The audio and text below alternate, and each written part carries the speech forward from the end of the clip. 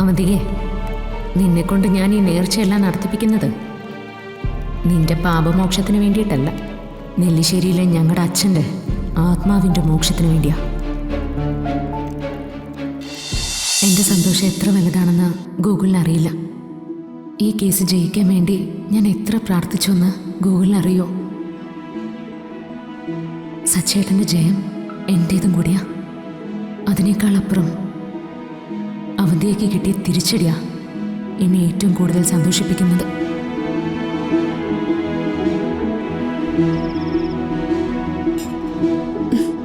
അമ്മയുടെ പായസം സൂപ്പറാ. ഈ പായസത്തിന് കുറച്ച് ടേസ്റ്റ് കൂടും. അതെന്താ? ഇത് അവന്തിക തോറ്റതിന്റെ പായസം. അവരുടെ കാര്യം പറയില്ല ഏട്ടാ. കുടിച്ചുകൊണ്ടിരിക്കുന്ന പായസത്തിന്റെ മധുരം മാറി കയ്പായി പോവും. നിന്റെ ചേച്ചി എങ്ങനെ പുച്ഛിക്കാതെ? അവരെന്റെ ആരുമല്ല. എനിക്കാകെ കൂടപ്പറപ്പുകളെന്ന് പറയാൻ നിങ്ങളെ ഉള്ളൂ. പിന്നെ ഈ സന്തോഷം ഇങ്ങനെ പായസത്തിൽ മാത്രം ഒതുക്കുന്നത് ശരിയല്ല. നമുക്കിത് ഗംഭീരമായിട്ട് ആഘോഷിക്കണം. എന്നാലേ ഒരടിപൊളി ഐഡിയ ഉണ്ട്. ഇന്നത്തെ ഡിന്നർ നമുക്ക് പുറത്തുനിന്നായാലോ? അതെ അതെ, ഇന്നത്തെ അത്താഴത്തിലുള്ള എല്ലാം ഞാൻ ഉണ്ടാക്കിയിട്ടുണ്ട്. അതുകൊണ്ട് ഇന്ന് വേണ്ട. അതൊക്കെ എടുത്ത് ഫ്രിഡ്ജ് വെച്ചാ പോരെ അമ്മേ, നാളെ എടുക്കാലോ. ശരിയാ ശരി. അതൊന്നും പറ്റത്തില്ല. ഉണ്ടാക്കിയതെല്ലാം ഫ്രിഡ്ജിൽ വെച്ചിട്ടേ പുറത്തു പോയി കഴിക്കുന്ന ഏർപ്പാടൊന്നും ശരിയല്ല.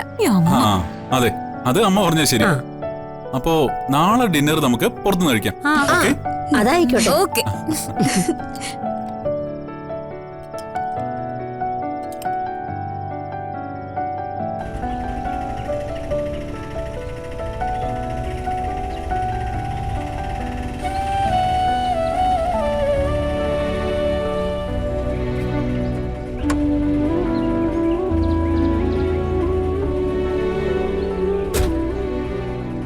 എത്രയായി?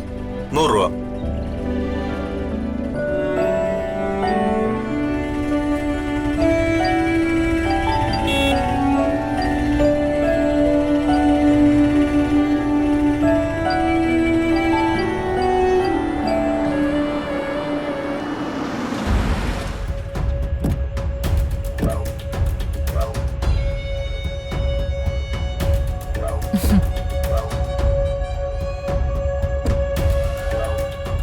സമൃദ്ധ വന്നിട്ട് ഒത്തിരി നേരമായോ?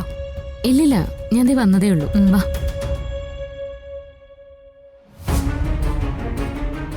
വ്രതമൊക്കെ കറക്റ്റ് ആണല്ലോ അല്ലേ? ജീവിതത്തിൽ ഇതുവരെ മാഡം ഇങ്ങനൊരു വ്രതം എടുത്തിട്ടില്ല.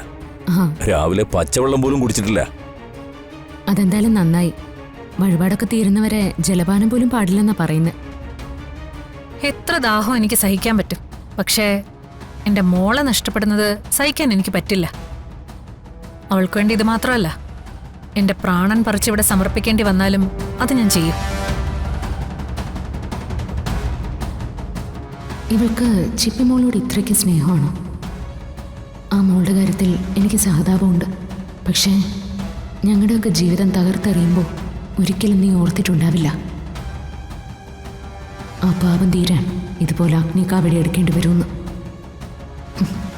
അവന്തിയെ, ഈ പാപത്തിൻ്റെ തീയിലൂടെ ഞാൻ തന്നെ നിന്റെ കൈ പിടിച്ച് നടത്തും.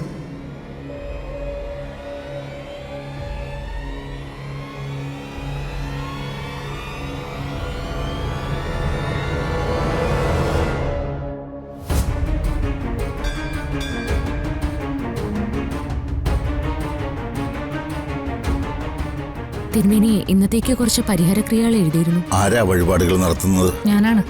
തിരുനടയിൽ നിന്ന് നന്നായി തൊഴുതിട്ട് ആ പീഠത്തിലോട്ടിരുന്നുള്ളൂ.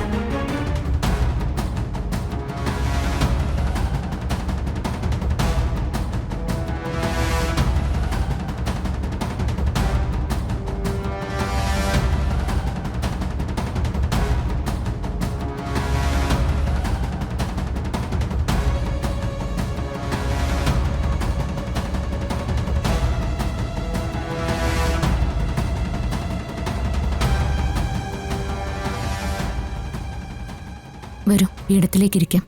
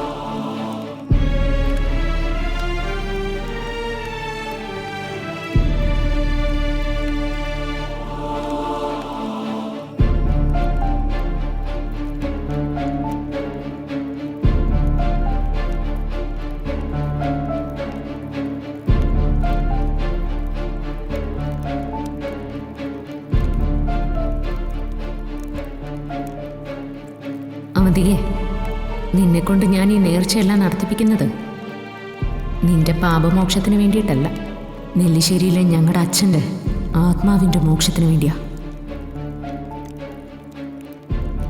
ഞങ്ങളുടെ കുടുംബം അനുഭവിച്ച കഷ്ടപ്പാടിൻ്റെ പരിഹാരമായിട്ടാ. ഇനി എഴുന്നേറ്റ് ഭൈരവന്റെ നടയിലേക്ക് പോകാം. വന്നോളൂ.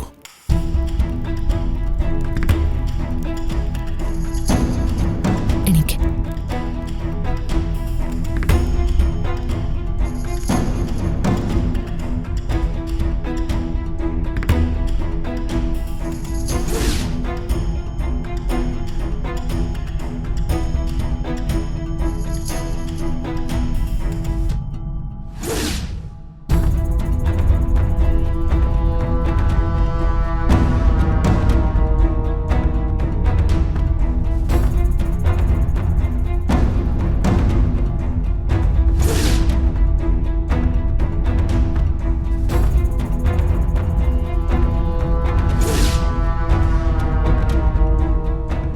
ഭൈരവന് നന്നായി മനസ്സിൽ ധ്യാനിച്ചോളൂ.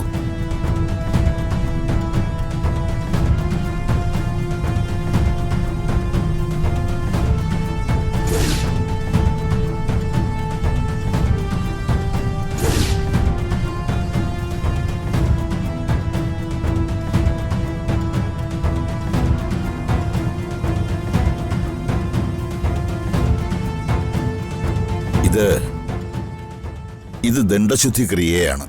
ബാധിച്ചിരിക്കുന്ന ദോഷങ്ങളെ ഭൈരവൻ അടിച്ചോടിക്കുന്നു എന്ന സങ്കല്പത്തിന്റെ പ്രതീകമായി ചെയ്യുന്നതാണ്.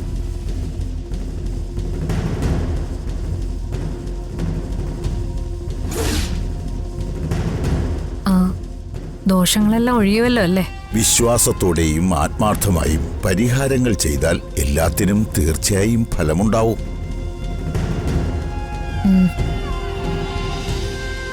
കൈ നീട്ടിക്കൊള്ളൂ.